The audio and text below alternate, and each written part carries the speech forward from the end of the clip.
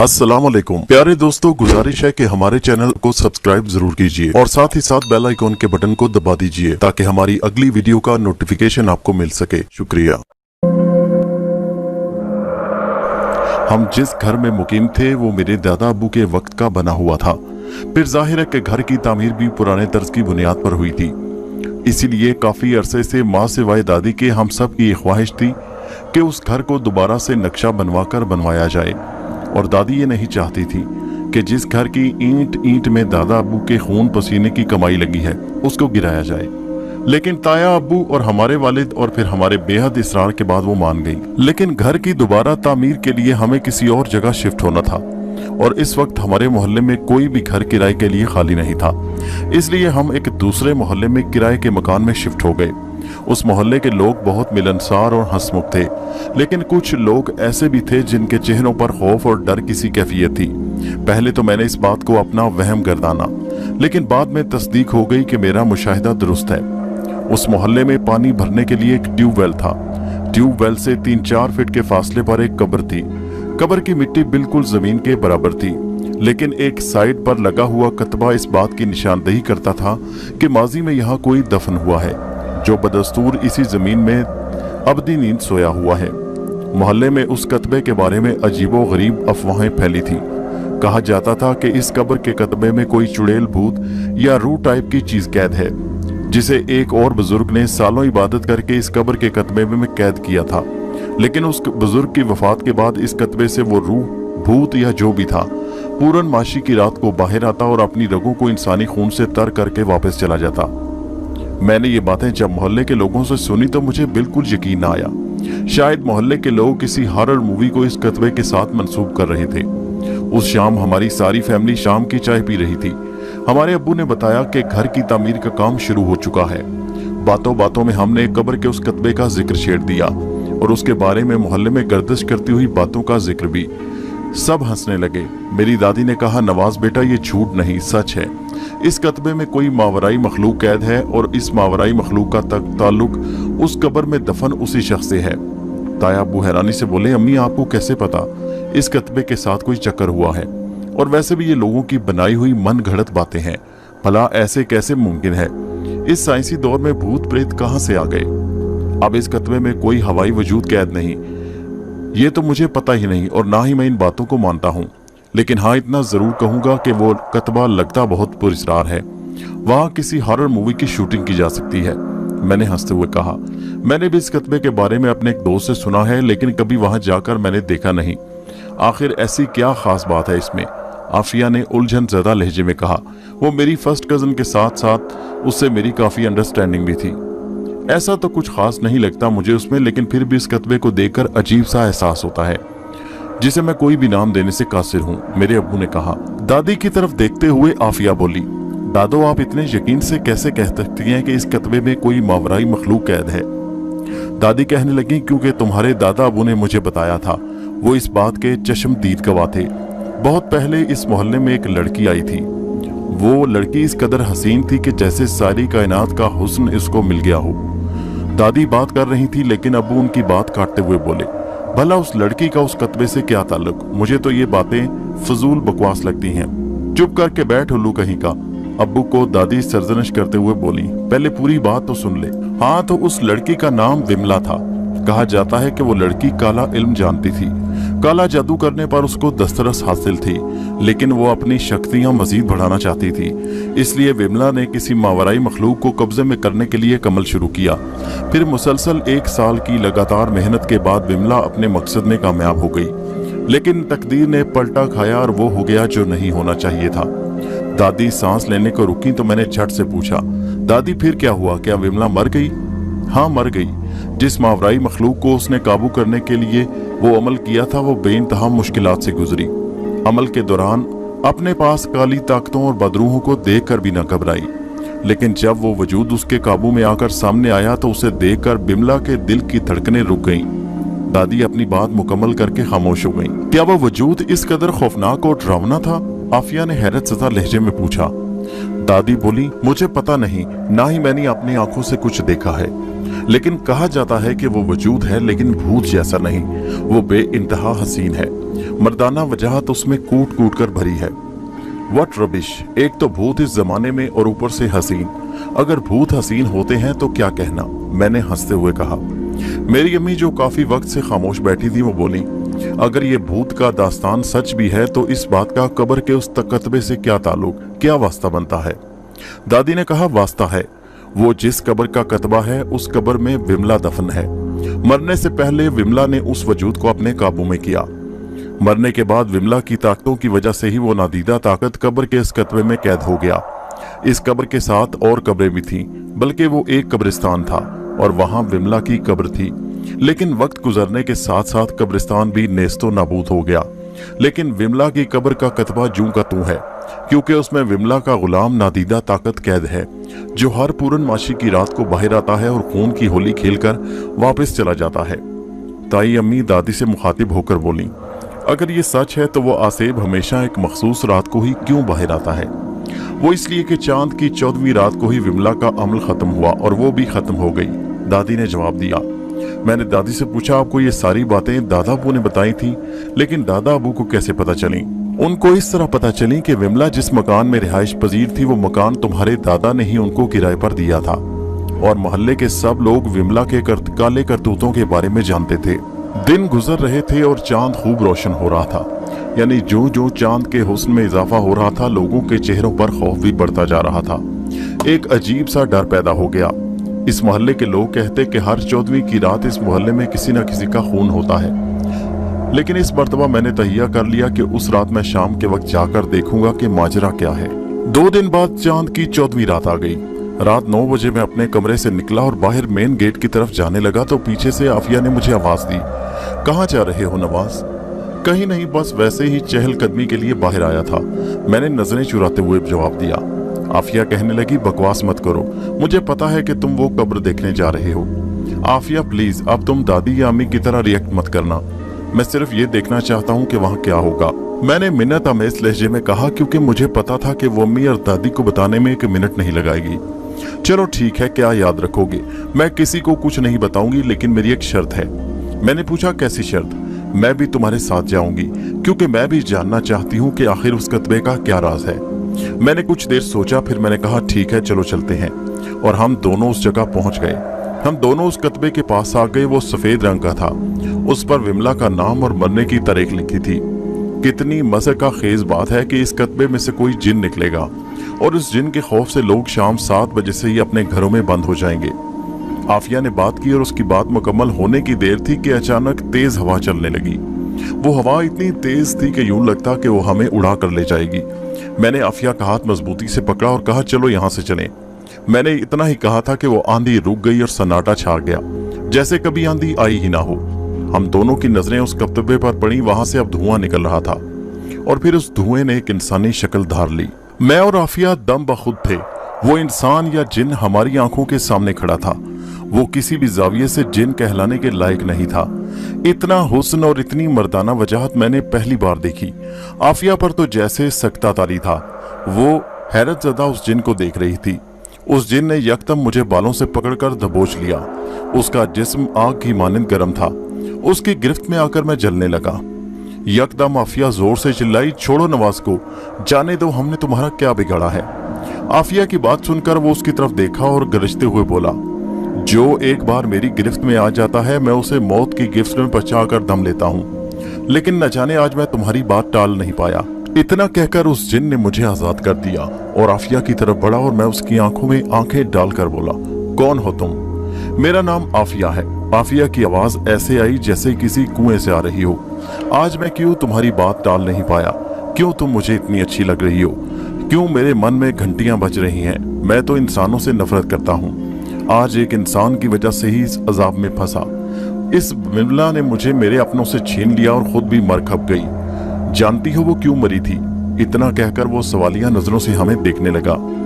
आफिया हिम्मत करके बोली, क्यों विमला मरी थी? हम नहीं जानते, ना ही हमें जानने का शौक है।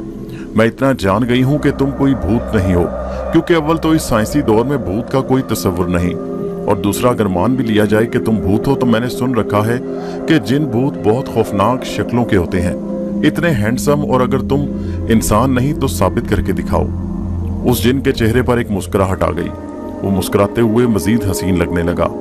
आफिया उसकी मुस्कुराहट में जैसे खो सी गई। मैं जलन और रकाबत से उस नाम नेहाद जिन को देखने लगा जो उस वक्त मुझे अपना दुश्मन लग रहा था। वह जिन हंसते हुए आफिया को देखने लगा और बोला, तू देख कि मैं कौन हूँ। इतना कहकर वो गायब हो गया। अब की बार आफिया और मैं वाकई डर गए। मेरी तो टांगें कांपने लगी कि अचानक वो दोबारा उस जगह जाहिर हो गया जहां वो पहले खड़ा था और बोला, क्या तुम चाहते हो कि मैं तुम दोनों को यहाँ से जिंदा जाने दूं? मैंने जवाब दिया, बिल्कुल, वैसे भी हमने तुम्हारा क्या बिगाड़ा है। तो उसके लिए मेरी एक शर्त है, तुम्हें मुझसे एक वादा करना होगा। मैंने पूछा, कौन सा वादा? कल रात तुम दोनों यहाँ आओगे और मुझे मिलोगे। आफिया ने गुस्से से कहा, अरे वाह, क्यों? मतलब कि तुमने हमें मारने का काम कल पर मुलतवी कर दिया है। वो कहने लगा, अगर मुझे तुम दोनों को मारना ही होता तो तुम दोनों को मैं आज इसी वक्त मार देता। मैंने पूछा, तो कल बुलाने का तुम्हारा क्या मकसद है? वैसे भी कल तक तो तुम फिर इस कत्बे में कैद हो जाओगे। हाँ, ये दुरुस्त है कि मैं फिर से इस कत्बे में कैद हो जाऊंगा, लेकिन तुम मुझे इस कत्बे पर हाथ रखकर 3 बार बुलाओगे तो मैं उस रात के लिए फिर आजाद हो जाऊंगा। और फिर हम वहां से वापस आए तो बिल्कुल खौफजदा नहीं थे। उस जिन से हमारी दोस्ती हो गई और आफिया तो उस जिन से कुछ ज्यादा ही मुतासिर थी। आफिया की जिद की वजह से दूसरी रात हमें उस कब्र के पास जाना पड़ा। अगरचे मैंने आफिया को बहुत मना किया, लेकिन उसने मेरी मोहब्बत का वास्ता देकर जाने पर मजबूर किया। रात को तकरीबन 9:30 बजे हम उस कब्र के पास आ गए। आफिया ने कब्र के कतबे पर हाथ रखकर 3 मरतबा उस जिन को पुकारा। पहले हल्की हवा चली और फिर वो अजीबो गरीब जिन कब्र के कतबे से निकल आया। मुझे 1% भी उम्मीद नहीं थी कि तुम मुझसे मिलने आओगे और एक रात के लिए इस कतबे से आज़ादी दिलाओगे, उसने कहा। मैं बोला, देख लो, हमने वादा किया था कि हम आएंगे और हमने अपना वादा पूरा कर दिया। आफिया कहने लगी, हाँ, लेकिन अब तुम्हें हमसे एक और वादा करना पड़ेगा। कैसा वादा? वो सवालिया नजरों से हमें देखने लगा। यही कि आज के बाद तुम किसी इंसान का खून नहीं करोगे और ना ही किसी को तंग करोगे। आफिया ने कहा, ठीक है, आज के बाद मैं किसी का खून नहीं करूंगा। जानती हो क्यों? वो यहाँ तक बात करके रुका। क्योंकि मैं तुमसे प्यार करने लगा हूँ, इसलिए तुम्हारी कोई बात टालने का सोच भी नहीं सकता। और उस खबीस की बात सुनकर मेरे कानों में धमाके होने लगे। मैंने चीख कर कहा, क्या बकवास कर रहे हो? क्या तुम जानते नहीं कि आफिया मेरी मंगेतर है? हम एक दूसरे से मोहब्बत करते हैं और तुम एक जिन हो। इंसानों से इश्क तुम्हें जेब नहीं देता।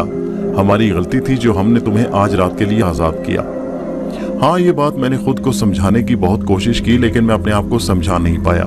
मैं इस लड़की से मोहब्बत करने लगा हूँ। आफिया, जो कि अब तक चुप खड़ी थी, उसने मेरी कलाई पकड़ी और बोली, चलो नवाज यहाँ से, और मुझे लेकर लंबे लंबे कदम उठाती वापसी के लिए बढ़ी। 2 दिन गुजर गए। जब से आफिया वापस आई थी, बहुत खामोश थी।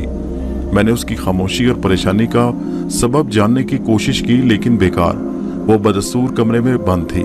घर वाले भी आफिया के इस रवैये से परेशान थे, लेकिन मैं उन्हें इस कतबे और इस मनहूस जिन की दास्तान सुनाकर परेशान नहीं करना चाहता था। मैंने आफिया के कमरे का दरवाजा खटखटाया तो उसने अंदर से पूछा, कौन है? मैंने कहा, मैं हूं नवाज। कहने लगी, आ जाओ। मैं कमरे में गया तो वो ड्रेसिंग टेबल के सामने खड़ी थी और उसकी आंखें लाल हो रही थी। लगता था कि वो काफी देर रोती रही है। वो मेरी तरफ मुड़ी। मैंने कहा, आफिया, तुम रोती रही हो, क्या वजह है? तुम इस कदर दुखी क्यों हो? नवाज, मैं तुमसे कुछ कहना चाहती हूँ। आफिया ने मेरी बात को नजरअंदाज करते हुए कहा, क्या बताना है? मैं भी यही चाहता हूँ कि तुम मुझे अपनी परेशानी बताओ। मुझे प्यार हो गया है नवाज। जानते हो किससे? मैंने सवालिया नजरों से उसे देखा। वो कहने लगी, उस जिन से। मैंने जानते बूझते हुए कुछ नहीं किया। मेरा उसमें कोई कसूर नहीं। मैं क्या करूं? इतना कहकर वो अपने हाथों में चेहरा छुपाकर फूट फूट कर रोने लगी और मैं बेबसी से आफिया को देखने लगा। वो मेरी मोहब्बत थी, मैं उसे यूं रोते हुए नहीं देख सकता था, लेकिन मुझ में इस कदर हौसला नहीं था कि अपने हाथों से अपनी मोहब्बत को भेंट चढ़ा दूं। मैं कमरे से जाने लगा। आफिया ने मुझे पीछे से रोक लिया। वो दोनों हाथ जोड़कर बोली, नवाज, मुझे तुम्हारी मोहब्बत का अंदाजा है, लेकिन मैं तुमसे प्यार नहीं कर सकती, क्योंकि उस जिन से मिलने के बाद मुझे पता चला कि प्यार क्या होता है। तुम मुझे अब कभी नहीं हासिल कर सकते और मैं उस जिन को कभी नहीं पा सकती। मैं जानती हूँ कि इस दुनिया में ऐसी कोई लड़की नहीं जो किसी दूसरी मखलूक से इश्क कर बैठे, लेकिन मैं क्या करूँ? मेरा दिल अब मेरे बस में नहीं रहा। मुझे माफ कर दो। खुदा के लिए मेरी मदद करो। मैंने अपने दर्द पर काबू पाते हुए कहा, तुम मुझसे किस मदद की तवक्को कर रही हो? मैं एक बार फिर उस जिन से मिलना चाहती हूँ। उसे अपने प्यार का इजहार करना चाहती हूँ। उसे बताना चाहती हूँ कि उसकी मोहब्बत एक तरफा नहीं। क्या तुम मेरे साथ वहां जाओगे? और मैंने सर हिला दिया, क्योंकि मैं आफिया की कोई बात टाल नहीं सकता था। एक बार फिर हम उस जगह आ गए जहां दो दिलों में मोहब्बत की कोंपलें फूटी थी, और अब मेरी मोहब्बत के दर्द से उन कोंपलों को सींचा जा रहा था। मैं यहाँ सिर्फ आफिया की खुशी के लिए आया था। आफिया से मोहब्बत का ऐसा शदीद एहसास मुझे पहले उस वक्त ना होता जब वो मेरे करीब थी, लेकिन अब वो मुझसे बिछड़ रही थी तो उसकी मोहब्बत में हर वक्त खुद को डूबा महसूस करने लगा। वाकई इश्क बहुत दुर्लाता है। आफिया ने उस कत्बे पर हाथ रखकर 3 मरतबा उस जिन को पुकारा, और जिन एक रात के लिए आजाद हो गया। आज फिर तुमने मुझे आजाद किया, मैं हैरान हूं। तुम तो मेरी मोहब्बत को ठुकरा कर चली गई थी। देखो शाम, उस जिन ने अपना नाम शाम बताया था। मैं फिर आ गई तुम्हारे पास। तुम्हारी मोहब्बत ने मेरे दिल को अपने सहर में जकड़ लिया है। अब मैं चाह कर भी अपने आप को तुम्हारी चाहत के तिलिस्म से आजाद नहीं कर सकती, और मैं हर वक्त तुम्हारे ख्यालों में खोई रहती हूँ। आफिया ने कहा। उसका एक एक लफ्ज शाम से मोहब्बत की गमाजी कर रहा था। शाम के चेहरे पर जैसे बहारें खिल उठी। क्या तुम सच कह रही हो? क्या वाकई तुम मुझे चाहने लगी हो? वो जिन बेयकीनी से बोला। अब की बार आफिया की जगह मैंने जवाब दिया, हाँ शाम, ये दुरुस्त कहती है। मैंने आफिया के दिल में तुम्हारे लिए तड़प देखी है। शाम ने आफिया को बढ़कर आगे गले लगा लिया। शदीद जब्त के बावजूद मेरी आंखों से आंसू निकल पड़े। शाम मुझसे कहने लगा, नवाज तुम्हारा दिल बहुत बड़ा है। तुमने आफिया के लिए अपनी मोहब्बत को और अपनी खुशियों को कुर्बान कर दिया। तुम जैसे दिल वाला शायद ही कोई दुनिया में हो। आफिया ने कहा, शाम, हम एक दोनों दूसरे को चाहते हैं, लेकिन क्या हम कभी एक नहीं हो पाएंगे? क्या इस कब्र के पास तुमसे मिलने के लिए रोजाना आना पड़ेगा? वैसे मैं इस कब्र से हमेशा के लिए आजाद हो सकता हूँ, लेकिन मुझे एक ऐसे इंसान की जरूरत है जो बहादुर हो, कमजोर दिल वाला ना हो। अगर कोई विमला की रूह को बुलाए और उसे मुझे आजाद करने का हुक्म दे तो विमला की रूह मुझे आजाद कर देगी, क्योंकि मेरी वजह से उसकी रूह भी हर पूर्णमासी की रात अजियत में होती है, और क्योंकि पूर्णमासी की रात मेरी आजादी की रात है। मैंने कुछ देर सोचा, फिर मैं एक अज़म से बोला, शाम, मैं तुम्हारी मदद करूंगा। मैं तुम्हें इस कुतबे से आज़ादी दिलाऊंगा। तुम मुझे बताओ मुझे क्या करना है। शाम को मेरे अल्फाज पर जैसे यकीन ना आया। कहने लगा, क्या वाकई तुम मेरी मदद करोगे? इस मोहल्ले में पूर्णमासी की रात को सब लोग 7 बजे अपने घरों में बंद हो जाते। अगरचे पिछली चांद की 14वीं रात को कोई खून ना हुआ, लेकिन बात लोगों के दिलों से इस जिन का डर निकालने के लिए नाकाफी थी। मैं विमला की कब्र के पास आया। आज मैं अकेला था। मैंने अपने हाथ में पकड़ा हुआ शापर नीचे रखा और उसमें से मोमबत्तियां निकालकर उस कत्बे के आसपास लगा दिया। उसके बाद मैंने तमाम मोमबत्तियों को जला दिया और 1 फुट के फासले पर एक दायरा बनाया और उस दायरे के पास लुबान जलाया, और दायरे में बैठकर वो मंत्र पढ़ने लगा जो शाम ने मुझे सिखाया था। ये 1 घंटे का मंत्र था जो उस जिन के बकौल मुझे पढ़ना था। चूंकि इस मंत्र से नादीदा मखलूकात को कोई फर्क नहीं पड़ता था, इसलिए मंत्र पढ़ते मुझे किसी ने न डराया, और अमल 1 घंटे के बाद आराम से पूरा हो गया। मैंने कत्बे के पास जमीन पर 3 फूंके मारी और 3 मरतबा विमला को आवाज दी। कत्बे के पास जो जमीन थी उससे मिट्टी के ज़रात बुलंद हुए, और सेकंड के 10वें हिस्से में वहां एक हसीन दोशीज़ा खड़ी थी। वाकई दादी ने दुरुस्त कहा था। वो हुस्न और दोशीज़गी में यकता थी। उसने सफेद रंग का लिबास पहना था। वो मुझसे कहने लगी, बताओ मुझे किस लिए बुलाया है? मैंने रोब भरे लहजे में कहा, मैं तुम्हें हुक्म देता हूँ कि फौरन शाम को आज़ाद कर दो। उसने मेरी तरफ देखा और बोली, मैंने शाम को आज़ाद किया, मैंने शाम को आज़ाद किया, और वो वहां से गायब हो गई। मैं दायरे से बाहर निकल आया। शाम इस कत्बे से अब हमेशा के लिए आज़ाद हो गया।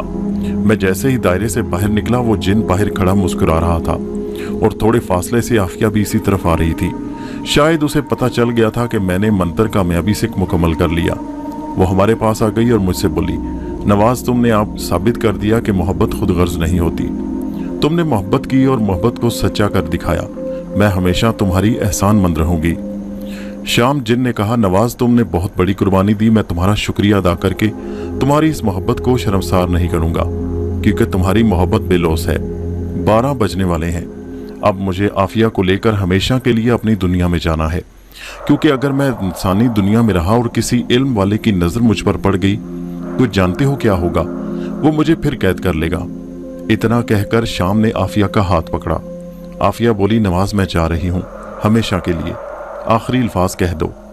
मैंने जब्त की आखिरी हदों को छूते हुए कहा, खुदा हाफिज, और वो दोनों वहां से गायब हो गए। मेरी आंखों से आंसुओं की बारिश होने लगी। अब ये पहाड़ जैसी जिंदगी मुझे आफिया के बगैर गुजारनी थी।